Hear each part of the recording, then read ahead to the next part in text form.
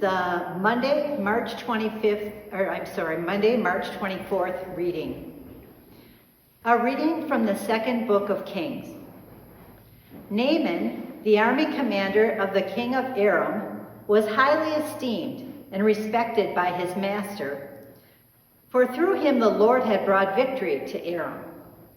But valiant as he was, the man was a leper. Now the Arameans had captured in a raid on the land of Israel a little girl, who became the servant of Naaman's wife. If only my master would present himself to the prophet in Samaria, she said to his mistress, he would cure him of his leprosy. Naaman went and told his lord just what the slave girl from the land of Israel had said. Go, said the king of Aram, I will send along a letter to the king of Israel. So Naaman set out, taking along 10 silver talents, 6,000 gold pieces, and 10 festal garments. To the king of Israel he brought the letter, which read, with this letter I am sending my servant Naaman to you, that you may cure him of his leprosy. When he read the letter, the king of Israel tore his garments and exclaimed, am I a God with power over life and death, that this man should send someone to me to be cured of leprosy? Take note.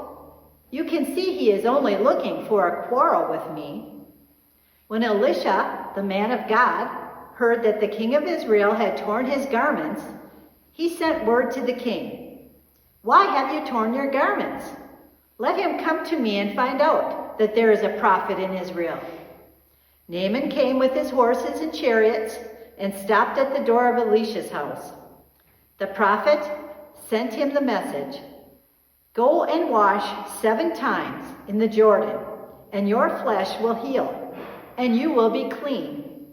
But Naaman went away angry, saying, I thought that he would surely come out and stand there to invoke the Lord his God, and would move his hand over the spot and thus cure the leprosy. Are not the rivers of Damascus, the Abana, and the Pharpar better than all the waters of Israel? Could I not wash in them and be cleansed? With this he turned about in anger and left. But his servants came up and reasoned with him. My father, they said, if the prophet had told you to do something extraordinary, would you not have done it? All the more now, since he said to you, wash and be clean, should you do as he said. So Naaman went down and plunged into the Jordan 7 times at the word of the man of God. His flesh became again like the flesh of a little child, and he was clean. He returned with his whole retinue to the man of God. On his arrival, he stood before him and said, now I know that there is no God in all the earth except in Israel. The word of the Lord. The responsorial song is, athirst is my soul for the living God. When shall I go and behold the face of God? As the hind longs for the running waters, so my soul longs for you, O God. Athirst is my soul for the living God. When shall I go and behold the face of God? Athirst is my soul for God, the living God.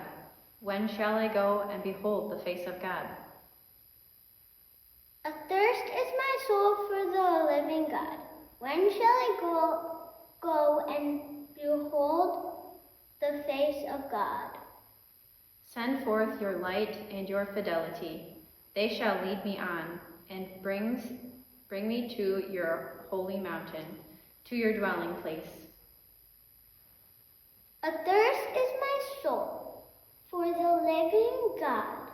When shall I go and behold the face of God? Then I will go into the altar of God, the God of my gladness and joy. Then I will give you thanks upon the harp, O God, my God. Athirst is my soul for the living God. When shall I go and behold the face of God?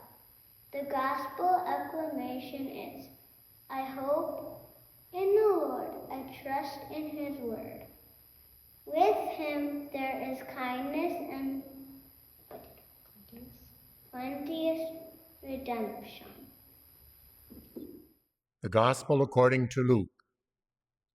Jesus said to the people in the synagogue at Nazareth, Amen, I say to you, no prophet is accepted in his own native place. Indeed, I tell you, there were many widows in Israel in the days of Elijah, when the sky was closed for 3.5 years, and a severe famine spread over the entire land. It was to none of these that Elijah was sent, but only to a widow in Zarephath, in the land of Sidon. Again, there were many lepers in Israel during the time of Elisha the prophet, yet not one of them was cleansed, but only Naaman the Syrian. When the people in the synagogue heard this, they were all filled with fury. They rose up, drove him out of the town, and led him to the brow of the hill on which their town had been built, to hurl him down headlong. But he passed through the midst of them and went away. The Gospel of the Lord.